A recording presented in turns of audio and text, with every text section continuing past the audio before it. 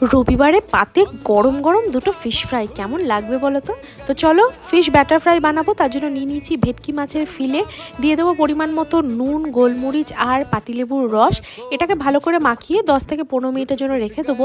আর আরেকটা জায়গায় বানিয়ে নেবো ধনেপাতা, আদা, কাঁচা লঙ্কা, রসুনের একটা পেস্ট। এবার এই পেস্টটাকে ভালো করে নিয়ে মাছের গায়ে সুন্দরভাবে মাখিয়ে আধ ঘন্টা রেখে দেবো।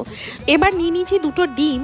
তারাও দুটো ডিমে হবে না, আর একটা ডিম অ্যাড করে নিই, তিনটে ডিমকে ভালো করে ফেটিয়ে নিয়ে নিয়েছি ব্রেড ক্রামস। আর একটা পাত্রে হাফ কাপ ময়দা, 2 টেবিল স্পুন কর্নফ্লাওয়ার, নুন, গোলমরিচ গুঁড়ো আর কাশ্মীরি লঙ্কার গুঁড়ো ভালো করে নিয়ে নেবো।